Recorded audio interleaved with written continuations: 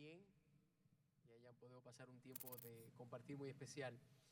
Vamos a aprovechar, tenemos una lista de preguntas que los hermanos nos van a estar ayudando a contestar, pero vamos a comenzar orando, pidiéndole a Dios que nos dé sabiduría para poder tomar ese tiempo y facilitar respuestas a preguntas sinceras con una perspectiva bíblica. Oremos. Trino Dios y Padre Celestial, te damos gracias por la oportunidad que tenemos de continuar este día en esta preconferencia en español. Gracias por los hermanos que nos están acompañando. Ayuda a estos hermanos a considerar, Padre, los principios bíblicos mientras buscamos respuestas a estas preguntas. Gracias por tu Espíritu que nos ayuda, que nos da claridad. Y gracias por los hermanos que nos están viendo a través de las redes sociales y los hermanos que están con nosotros aquí en persona. Bendecimos tu santo nombre, Señor, y te damos gracias por tu abundante gracia para nosotros en este día. Amén. Tenemos nuestro hermano Pablo que nos está acompañando. Aquí, como quien dice, paracaídas cayó de momento y estamos muy contentos con su presencia. Y vamos a pasar entonces a la primera pregunta que dice de la siguiente forma. En la actualidad, las estadísticas nos dicen que el Evangelio no ha alcanzado al mundo en gran medida. Según joshuaproject.net, encontramos las siguientes estadísticas. Y creo que los muchachos tienen una gráfica que van a estar poniendo donde va a mencionar los grupos de personas, dice aquí las estadísticas, grupo de personas 17,019, grupos no alcanzados 7,066 y porcentaje de grupos no alcanzados a un total de 41.5%. Hermanos, ¿cómo debemos leer estas estadísticas? ¿Debemos de ser animados o desanimados? Salvador. Yo creo que como pueblo de Dios, beneficiarios de Cristo y de su Evangelio, nosotros no podemos mirar a la humanidad sin Cristo y sin salvación, a una humanidad dirigiéndose a la perdición con indiferencia. Y en ese sentido, ver esas cifras, aunque causa dolor al corazón, el saber que no solo hay un mundo que se está perdiendo, sino que se pierden hoy mismo, ya han perecido muchos rumbo a una condenación. Eso no debe llevarnos a la desesperación, no debe llevarnos a trabajar en un espíritu de angustia, sino nosotros ser animados a la labor que Dios nos ha encomendado de ir por el mundo a ser discípulos. Y en ese sentido, el desánimo no nos va a ayudar a hacer mucho. Así como Cristo nos dice que por nada debemos estar afanosos, porque el afán normalmente lo que hace es restarnos energía. No creo que el caer en concentrarnos en lo que falta por hacer nos va a ayudar necesariamente con un estado de desánimo a cumplir con la encomienda. Creo que ver el ejemplo de hombres en las Escrituras como el apóstol Pablo y hombres en la historia de la iglesia debe impulsarnos a hacer bien a los pecadores, compartiendo el evangelio glorioso que a nosotros nos alcanzó. Bueno, yo prefiero ver estadísticas de cuántos cristianos están compartiendo la palabra, ¿cierto? Porque el número de creyentes realmente es el asunto del negocio de Dios. Nosotros simplemente compartir la palabra. Si hay 100 convertidos o un convertido, no tenemos que preocuparnos por estos números, más preocuparnos por si estamos obedeciendo lo que el Señor nos ha mandado, pues.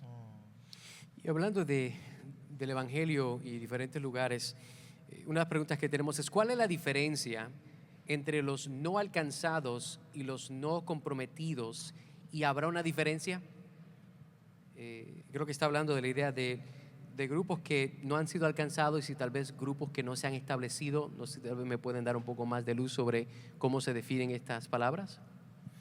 Hay diferencia entre un grupo que ha sido alcanzado, donde hay ya una iglesia autóctona establecida, donde hay líderes locales funcionando, donde hay una iglesia quizás hija de alguna iglesia que envió a un misionero, que también está ahora buscando ella misma reproducirse y ella misma hacer discípulos. Eso sería una iglesia alcanzada. Ahora, por otro lado, tenemos iglesias, países o etnias, grupos menos alcanzados, porque a veces no es hablar de no alcanzados y simplemente tener un número de 0% de cristianismo en ese lugar, no es, es mirarlo más en términos de si hay iglesias plantadas o si no hay iglesias plantadas, porque la meta es levantar iglesias de Jesucristo en los lugares y dentro de las etnias en las que nosotros trabajemos. Pero ciertamente hay grupos étnicos en donde ni siquiera ha habido una labor y un esfuerzo inicial por alcanzar a esa etnia. Y cuando hablamos de esfuerzos tenemos que mencionar no solamente el que haya personas, hermanos, que vayan a cumplir la misión de llevar el evangelio a esos lugares, sino todo lo que implica aún traducir las escrituras para que esas personas tengan la palabra de Dios en sus manos. Hay la labor de misiones es amplia y en ese aspecto puede haber un esfuerzo misionero de una iglesia que comenzó a orar para que el evangelio llegue a determinado lugar o a determinada etnia. Eso significaría para mí un trabajo comenzado. El que haya una iglesia que esté dispuesta a orar intencionalmente por un grupo étnico específico, y muchas cosas han sucedido cuando una iglesia ha decidido orar por un lugar para que Cristo implante su reino en ese lugar y en esa etnia. De manera que hay grupos étnicos menos alcanzados y hay grupos donde ni siquiera hay esfuerzos ahora mismo iniciales para poder llevarlo a cabo. Eso cambia de tiempo en tiempo. Gracias a Dios, islas donde antes no había nada de evangelio, ahora hay iglesias establecidas. Ahora hay incluso seminarios enseñando pastores en esas islas. Y eso da gloria al nombre de Cristo. Pero el nivel de trabajo de grupo a grupo varía. O sea, considerar esas definiciones de los estados, de esos grupos étnicos ayuda. Pero el punto es que la meta es plantar iglesias, establecer iglesias con liderazgo bíblico en esos lugares con liderazgo autóctono. Muchas gracias. Ya que esta conferencia es sobre misiones, hermano Pablo, le quiero dirigir esta pregunta. ¿Puedes explicar lo que crees que es uno de los mayores desafíos en términos de alcanzar al mundo con el Evangelio de Jesucristo? Es una buena pregunta y muy complicada, pero necesitamos entender primeramente que la obra misionera es una iglesia bíblica plantando a otra iglesia bíblica. Entonces, para plantar iglesias bíblicas necesitamos tener iglesias bíblicas. En mi opinión, debemos considerar lo siguiente. Número uno, en la obra misionera en el día de hoy hay muchas estrategias carnales, inventos de los hombres. Los pastores y las iglesias que existen hoy tienen que volver a la doctrina de sola escritura. En vez de tener pánico cuando vemos las estadísticas, debemos volver a las escrituras y simplemente obedecer Amén. las escrituras. Amén. ¿No? La obra misionera no es algo muy complicada, no. Solamente tenemos que obedecer lo que está escrito. Pero mayormente buscamos otros medios. ¿Por qué? Porque lo que está escrito es difícil llevar a cabo, cuesta. Pero es el orden del Señor. Para salir con la autoridad del Señor, tenemos que someternos a la autoridad del Señor, que significa someternos a las Escrituras. Muchas gracias. Y bajo la idea, obviamente, que esto es algo que es de la iglesia local, y como las misiones es el trabajo de la iglesia local, ¿cómo mantenemos a la iglesia local comprometida e involucrada a lo largo de todo el proceso? ¿Cómo se llega a alcanzar eso de que la iglesia siempre esté involucrada durante el proceso de lo que entendemos que es la obra misionera? Si me permites un apunte más sobre el tema de la ansiedad que hablábamos de las estadísticas, ¿no? A mí me quedo con las estadísticas de Dios porque Juan el apóstol ve en el Apocalipsis la iglesia glorificada y dice claramente, de toda nación y de toda lengua. O sea que el Señor ya nos está dando un anticipo de que el 100% se va a conseguir porque tenemos de su poder y de su asistencia. Entonces, ahí cobramos ánimo. No es que falten 47% de las naciones, es que llevamos 53% si lo leemos de forma optimista, ¿no? Creo que las estadísticas nos tienen que animar a proseguir una misión grande, pero tenemos el poder de Dios para ello. El papel de la iglesia local es fundamental. Como apuntaba el hermano Paul, la iglesia local es el que envía misioneros para plantar iglesias locales. Y esa es la labor, conseguir que iglesias locales estén establecidas siendo luz y ejerciendo su ministerio en diferentes regiones, diferentes lugares del mundo. La iglesia que envía ha de estar supervisando a través de sus ancianos a que el candidato a las misiones ha de estar pastoreando, cuidando de su preparación. Y aquí quisiera romper una lanza también en favor de la iglesia que está al otro lado, ¿no? La iglesia autóctona, la iglesia que recibe el misionero. Ya no estamos enviando a William Carey a la India donde no hay nada absolutamente, está todo por hacer, sino que allá donde enviemos misioneros hemos de estar conectados en partnership, en fraternidad con la obra del Señor al otro lado. Y la iglesia allá, original, en esa tierra, ese país, en esa región, en esa lengua, puede dar mucho, puede aportar mucho y puede ayudar al misionero a cobrar visión de cuál es la necesidad real en el nuevo contexto en el que se sitúa. Entonces, tanto la iglesia local que envía como la iglesia local que recibe han de estar comprometidos en buscar un bien común, que es la extensión del reino. Hermano Salvador.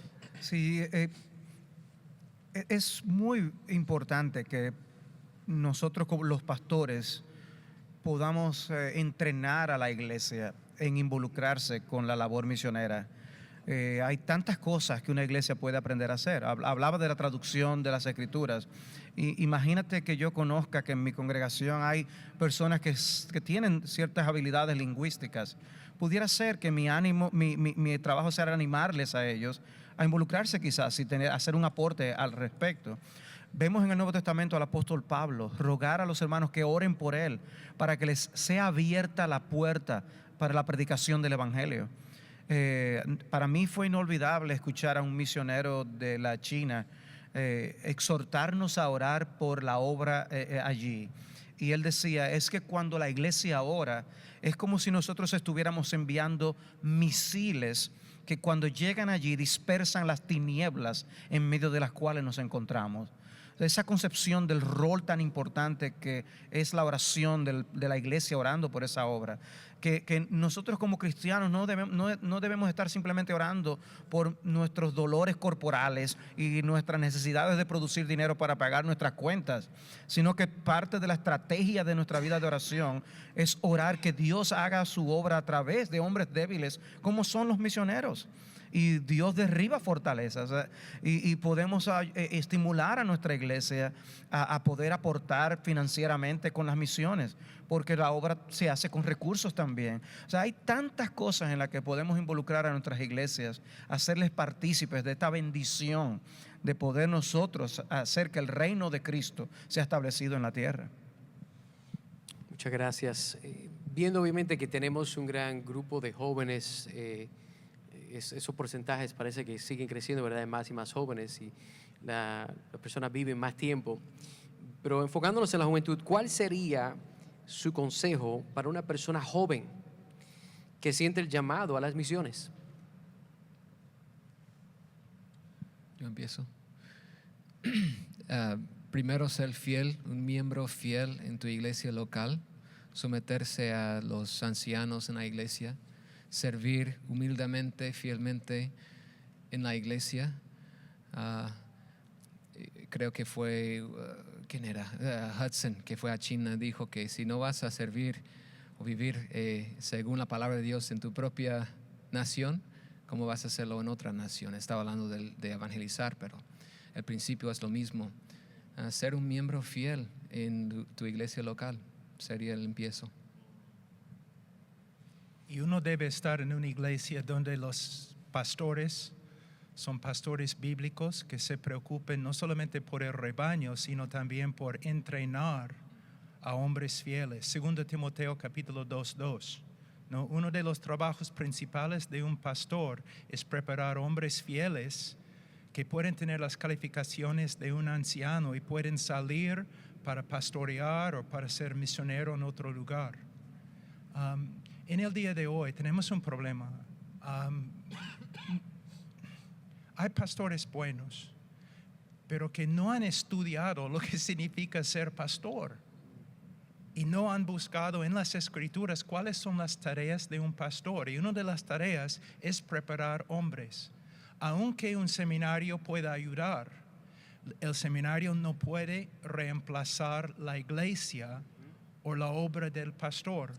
Un joven tiene que irse a una iglesia bíblica, porque si va a ser misionero, su trabajo principal es plantar otra iglesia bíblica. ¿Y cómo vas a plantar una iglesia bíblica si no conoces una iglesia bíblica?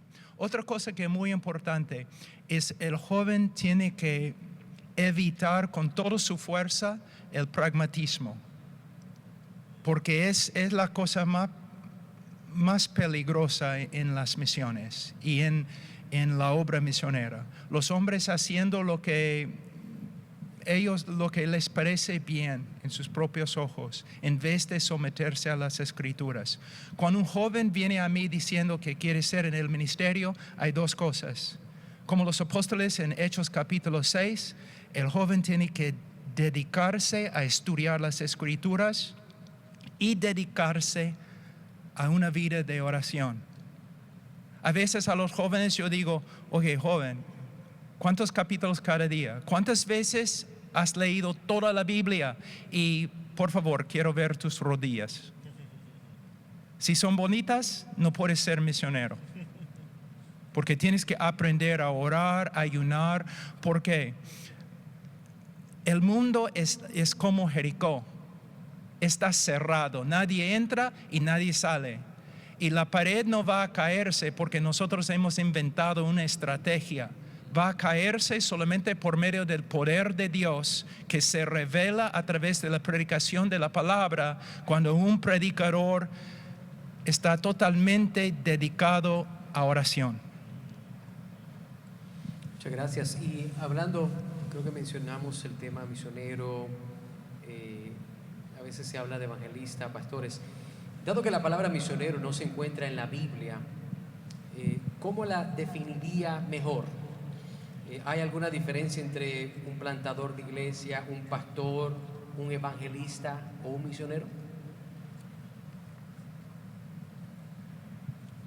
Bueno, la palabra misionero proviene de la palabra latín missionarius y el verbo mitera. Y significa uno que ha sido enviado. De hecho, la palabra missionarius o misionario es una traducción latina de la palabra apóstolos. Cuando tú dices que una persona es misionero, estás diciendo en latín que es un apóstol. Entonces nosotros sabemos que el ministerio del apóstol ya se ha cumplido. No hay apóstoles en el día de hoy. Pero cuando vamos a 2 Corintios capítulo 8, vemos el uso de la palabra apóstol de una manera diferente. Dice, los apóstoles de la iglesia. Entonces, el misionero no es una persona por la cual vamos a recibir revelación divina. Un misionero es una persona que ha sido entrenado, probado y aprobado por la iglesia y enviado a otro lugar para llevar a cabo una tarea que la iglesia le ha dado.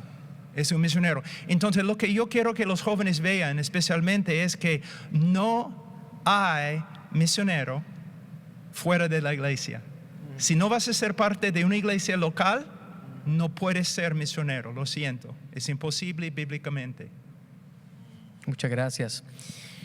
Vamos a dar un escenario y ustedes me pueden dar un poco de esa sabiduría ministerial. Dice aquí, soy un hombre joven que está preparando para el ministerio pastoral en la iglesia local. Como estudiante de seminario, ¿qué consejo me darías mientras me preparo para el futuro?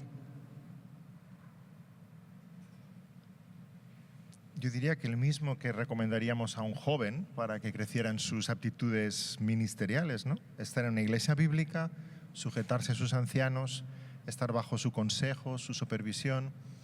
Caemos en un error tremendo si pensamos que el seminario acredita o que el seminario es una fábrica de pastores, una fábrica de misioneros. El seminario es una herramienta. Es bueno ir al seminario si vamos a un buen seminario. Si es mal seminario, mejor no ir, ¿verdad? Pero al final es la iglesia local y son los pastores los que forman, pastorean y los que van a llegar a un nivel de conocimiento de ese futuro pastor, anciano, maestro, que van a poder hablar a su corazón y van a estar trabajando en su caminar con el Señor, su conocimiento de la palabra, su santidad. Entonces es fundamental, es la iglesia local la que realmente acredita o atestigua que hay unos dones porque conoce a esa persona. No debemos confundirlo con una titulación en el seminario. Hay muchos graduados de seminario que nunca deberían estar en el pastorado y hay muchos pastores que nunca han estado en el seminario, lo mismo con los misioneros, pero la labor de supervisión de los ancianos y de la iglesia local, eso es insustituible. Y hermano, sí, hermano, tú primero. Algo que ocurre con las personas que se preparan para servir tanto en el ministerio pastoral como en las misiones es que nos olvidamos de aspectos espirituales importantes. Cuando una persona se prepara para ser doctor, para ser abogado, para ser X cosa, pues pasa por sus estudios universitarios, acude a los mejores maestros, lee los mejores libros, quizás se expone a seminarios que les den experiencia para la labor que él anhela hacer. Pero el trabajo que nosotros hacemos en el reino de Dios implica muchos aspectos del carácter. Y una persona que quiere estar en el campo misionero, tal como una persona que quiere estar en el ministerio pastoral, tiene que tener un entrenamiento del alma también, que es crucial y es importante. Y si pensamos en alguien que va a trabajar en ambiente transcultural, por ejemplo, esto es lo que ocurre muchas veces. Hay ya en el campo equipos de misioneros trabajando. Este misionero, este aspirante a las misiones, se va a unir a un equipo a veces compuesto por diferentes nacionalidades y grupos que ya está trabajando en un ambiente transcultural. Si esa persona no tiene cierto nivel de tolerancia, amor, poder tener madurez para lidiar y manejar ciertas cosas, a veces de los seminarios no les enseñan estas cosas. Ocurre que en los seminarios hay personas que se preparan para ser pastores en iglesias por personas que nunca han pastoreado una iglesia, y también estudian acerca de misiones por personas que no han estado en el campo misionero. Entonces eso deja lagunas de cosas en las que esos aspirantes deben entrenarse y prepararse para lo que van a enfrentar. Y eso amerita tiempo y buena preparación. Y es ahí donde, si tú no eres capaz de humildemente relacionarse con otros que pueden pensar diferente a ti, en el que se necesiten mutuamente, porque el trabajo para las misiones se hace muchas veces en equipo, porque uno solo no lo puede hacer, y necesitamos ayudas, necesitamos perspectivas distintas a veces para aprender a hacer las cosas. Entonces difícilmente va a poder ir y hacer bien. Lo que encontramos sí a veces es lo contrario. Quejas de personas que están en el campo porque les enviaron a las personas incorrectas, y eso causa muchísimos problemas. Hermano, de nuevo, simplemente tenemos que volver a la doctrina de sola escritura. ¿Cómo debe ser el misionero? 1 Timoteo capítulo 3, 1 a 7, Tito 1, 5 a 9, donde tenemos las características de un anciano. personas me han dicho, pero Pablo está hablando de las características de un anciano, no de un misionero. Y siempre yo digo, no, Pablo está hablando del carácter de un cristiano maduro, y un anciano tiene que ser un cristiano maduro. Y hermanos, de verdad vamos a enviar una persona al campo misionero que no puede ser anciano en nuestra iglesia. Es terrible, hermano. Es terrible. Otra cosa que es muy importante en el entrenamiento de misioneros. Un día yo estuve en Parque Kennedy, en Miraflores, en Perú, en Lima, y voló la bomba más grande en la guerra, ahí en Talara, una calle. Yo estaba como dos cuadras de la bomba. Y yo comencé a acercarme a la bomba corriendo después de escuchar la explosión, porque yo sabía, va a haber personas heridas y todo. Entonces, yo llegué ahí y ayudé a mucha gente, ¿no? Sangrando, sacándoles, todo.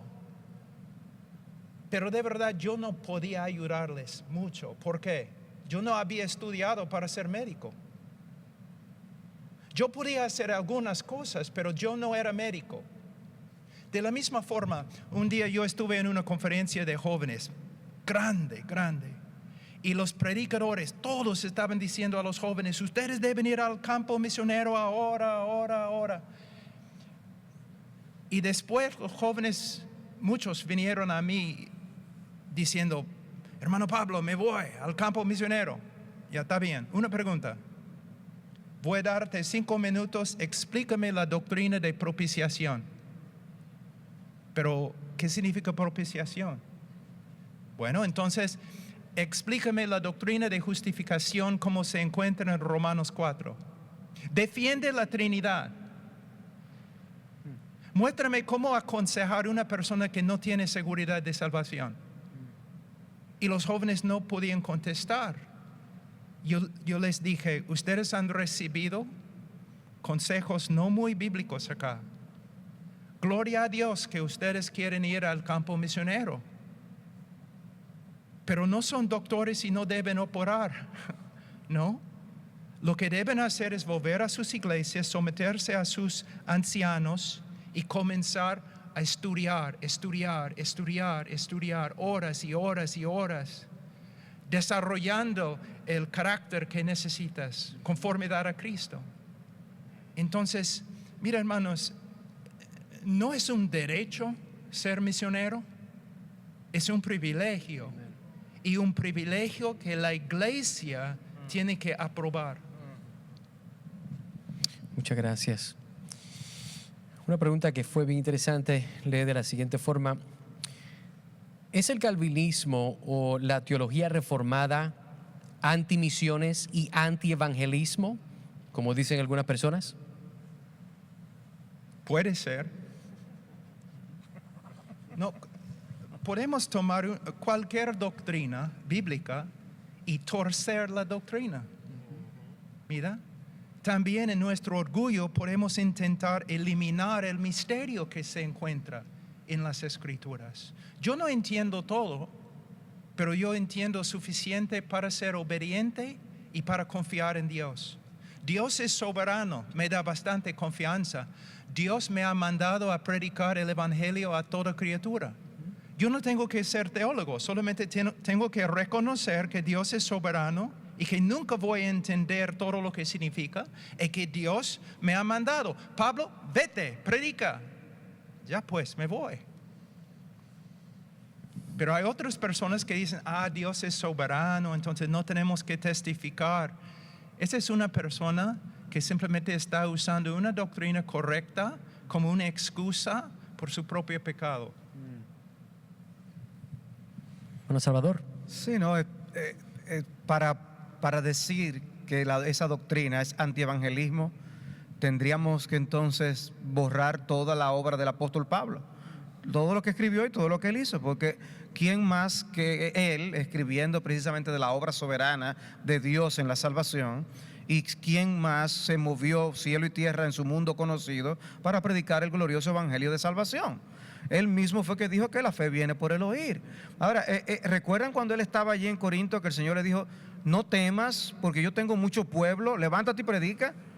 Y él fue y predicó. O sea, cuando Dios le dijo, yo tengo mucho pueblo en esta ciudad, él no dijo, ok, me voy para mi casa porque ya Dios lo va a salvar de todas maneras. No, él fue y predicó el evangelio. Aún Dios habiéndole dicho que él tenía mucho pueblo en esa ciudad. Y si recorremos luego la historia de la iglesia, ¿quiénes fueron los más grandes evangelistas? Sino aquellos que también al mismo tiempo albergaron las doctrinas de la gracia en su corazón bien en alto. Personas como George Whitefield, que predicó al aire libre de la manera como él lo hizo. O sea que no, al contrario, la seguridad que brinda el saber que la salvación está en las manos de Dios no tiene comparación. Hermano Ryan. Amén.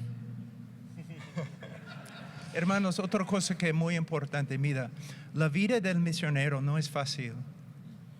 Tú piensas, no, cuando comienzas, tú piensas, bueno, yo voy a salir a la plaza, voy a predicar, 100 personas se van a convertir, yo voy a ser el héroe, ¿no? No. Vas a predicar como 10 minutos y Satanás va a enviar a una persona que va a empezar a gritar y todo el pueblo va a venir en contra de ti, gritando, quizás te van a agarrar y te van a botar o echar a la calle. Es la soberanía de Dios que te levanta para entrar de nuevo y predicar. Porque yo puedo ir al sitio más difícil del mundo, más difícil, más oscuro del mundo, pero por causa de la soberanía de Dios, yo sé, si me quedo ahí predicando, tarde o temprano, alguien va a salir de este grupo salvo. Es la soberanía de Dios. Muchas gracias. Pastor Sábado, hablaste de George Whitefield, la predicación al aire libre. Y viene entonces la pregunta, ¿es la predicación al aire libre un medio eficaz de evangelización para el día de hoy? Siendo que obviamente todo es ofensivo el día de hoy, ¿será que la predicación al aire libre puede ser un medio para la evangelización hoy en día? Predicar la palabra siempre es eficaz. Aire libre o en un cárcel o en la playa, donde sea. Bueno, el problema es, la pregunta implica que habrá números. Pero como dije antes, que no estamos llamados para producir números, aunque suelen algunos hacer eso. Estamos llamados para predicar a todos sus lugares, todos los tiempos. Hermano, yo empecé en Perú, mi amado Perú, y el Señor hizo algo en Perú, wow. 80 años de misioneros trabajando en Perú, sembrando sin cosechar. Cuando yo llegué, los misioneros estaban empezando a cosechar fruto.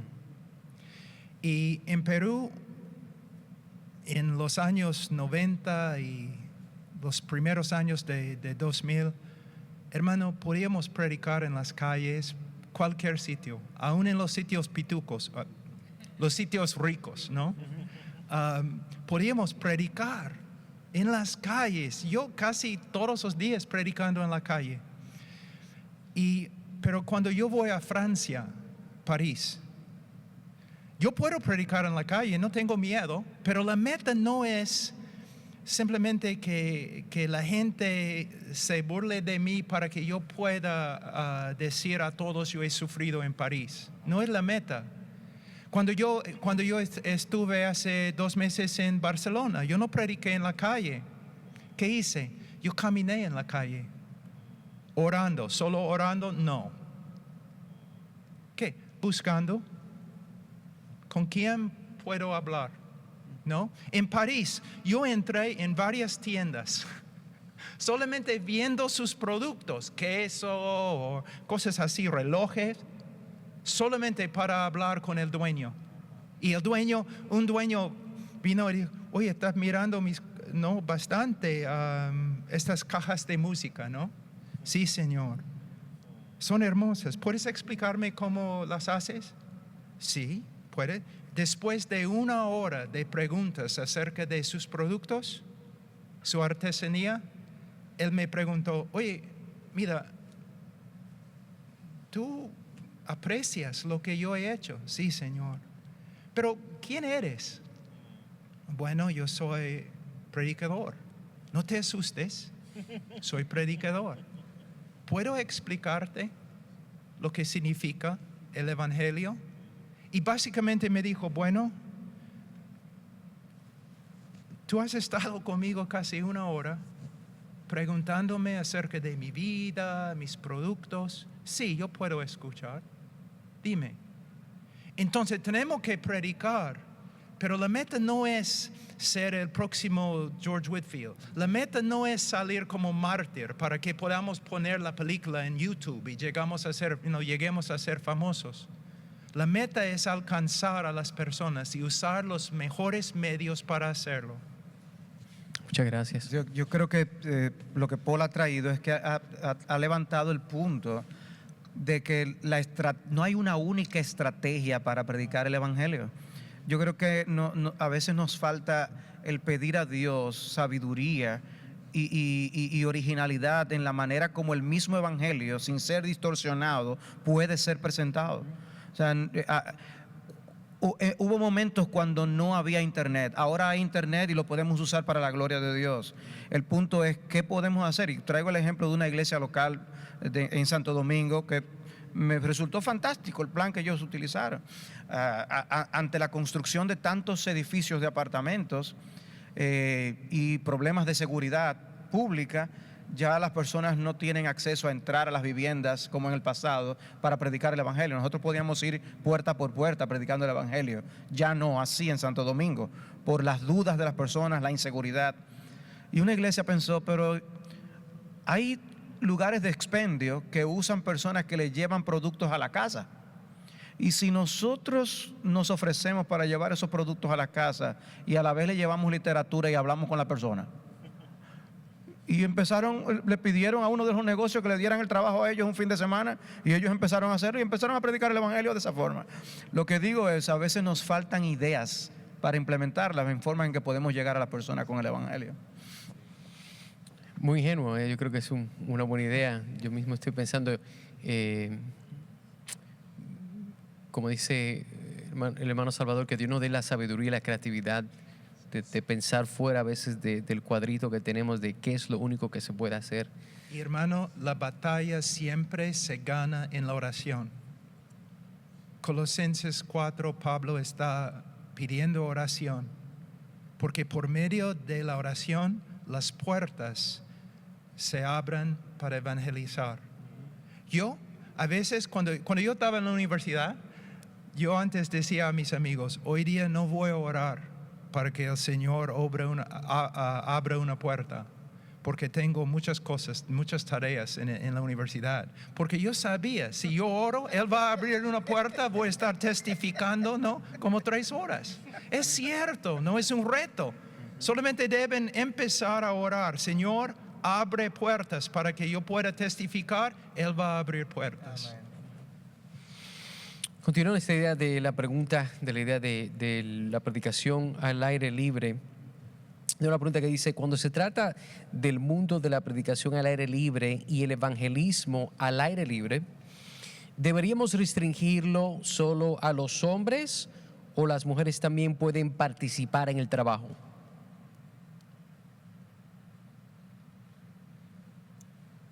De nuevo. La pregunta dice, cuando se trata del mundo de la predicación al aire libre y el evangelismo al aire libre, simplemente ¿deberíamos restringirlo solo a los hombres o las mujeres también pueden participar en el trabajo?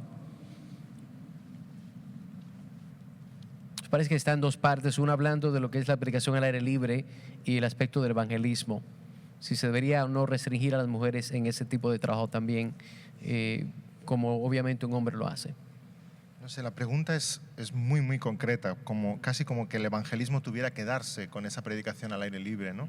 Y siguiendo un poco la línea de lo que decíamos, no hay una sola forma de evangelizar, no hay una sola forma de predicar. Juan el Bautista predicó de una forma en el desierto, Pablo predicó de otra en Atenas. Si los cambiáramos de lugar, creo que sería un absoluto desastre. El Señor Jesús habla de una manera de Nicodemo, usa esa expresión nacer de nuevo, pero no la vuelve a usar. Habla de otra forma a la samaritana, no le dice te es necesario nacer de nuevo, sino si bebieres del agua que yo te daré. Entonces, yo creo que siempre buscamos en nuestra naturaleza mecanizar las cosas porque nos da cierta confianza. Si encontráramos un sistema de evangelizar, lo usaríamos. Pero si hubiera uno que fuera efectivo, ya haría 2000 años que lo estamos usando.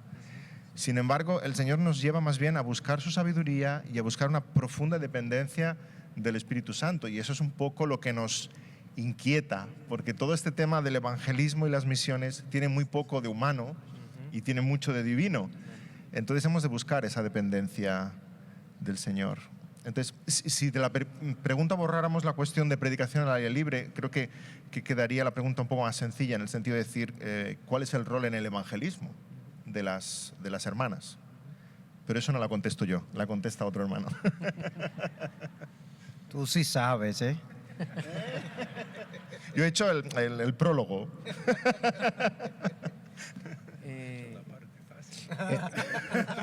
Hermano Ryan, ya que obviamente usted ha trabajado mucho en las misiones y estamos platicando, obviamente, has estado en diferentes ambientes que son diferentes a lo que experimentamos aquí.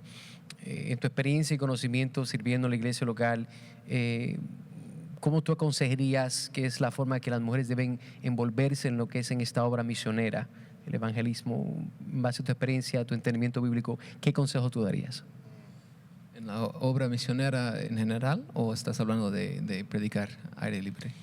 Yo creo que en este punto, en el aspecto general, misional, ya que creo que todos sostenemos que una mujer no estaría predicando el frente de hombres, creo que tal vez más fácil dar palabras de fortaleza para hermanas que tal vez no han pensado cómo pueden involucrarse, y tal vez puedes dar algunas palabras de aliento que tal vez no han considerado para involucrarse más.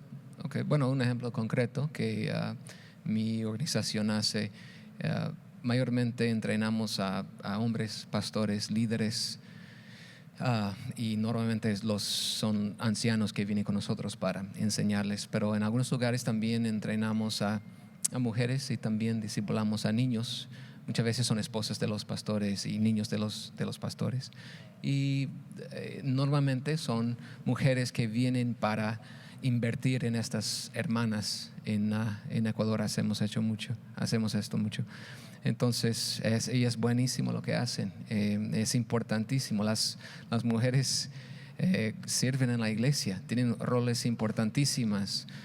Y otro ejemplo concreto, como vimos en Hechos 18 con Aquila y su esposa Priscila trabajando juntos, pues. Hermano, es diferente, porque si estamos predicando un aire libre y el predicador es hombre y alguien le pega, nosotros decimos regocíjate, hermano, ¿no? Pero si es una hermana y alguien le hace daño, ¿no? Ya la bronca o la guerra empieza, ¿no? Entonces debemos tener bastante cuidado. Una mujer, por supuesto, puede compartir su testimonio, pero necesitamos tener bastante cuidado.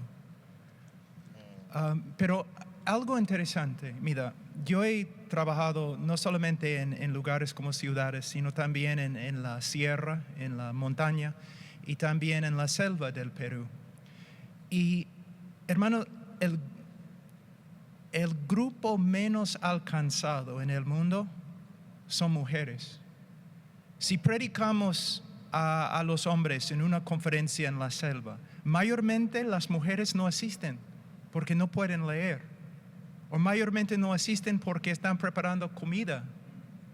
Totalmente descuidado.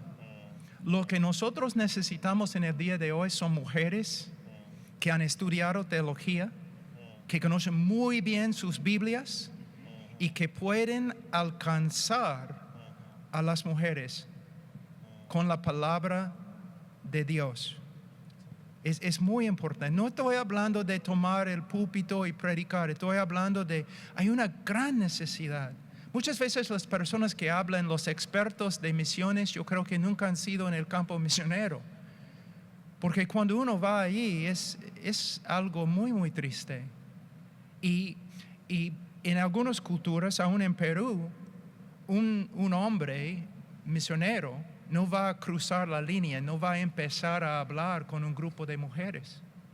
Entonces, necesitamos hermanas que han estudiado bien y que pueden explicar la cruz, la resurrección, la doctrina de Dios, fe, justificación, las doctrinas grandes de la Biblia. Bueno, muchísimas gracias. Qué bueno. Creo que tiene un último punto el pastor Sí, David. no, iba a decir que hay algo escatológico en ello, ¿no? La Biblia empieza con una mujer trayendo una mala noticia, he comido, y en los evangelios vemos mujeres trayendo buenas noticias. María Magdalena va y dice, el Señor ha resucitado. La samaritana va a los suyos y dice, he encontrado al Mesías. Lidia, la primera europea que se convierte, que evangelista, abre su casa y hay conversiones y hay algo de escatológico en ello. Entonces sí, las hermanas tienen esa misión de ser portadoras de buenas noticias. Amén. Bueno, hermanos, muchas gracias por compartir con nosotros y darnos respuestas bíblicas a estas muy buenas preguntas sinceras. Vamos a concluir con este tiempo, vamos a orar y nos transicionamos ya que vamos a tener en breve a nuestro hermano Salvador. Oremos juntos. Trino Dios y Padre Celestial, te damos gracias por este tiempo que hemos compartido. Gracias por los hermanos y la sabiduría que tú le has dado. El poder recordar, Padre, estos principios bíblicos para poder darnos claridad, para poder vivir vidas que estén en acuerdo, alineadas a tu palabra y a tu voluntad. Ayúdanos, Señor, a recordar que nosotros todo lo que tenemos proviene de ti. Ayúdanos a apreciar tu palabra, a atesorar tu palabra, con la meta de poder, de una forma, por medio del poder de tu Espíritu, vivir tu palabra. Te adoramos, Señor, y bendecimos tu santo nombre. Pedimos todo esto en el nombre de Cristo. Amén.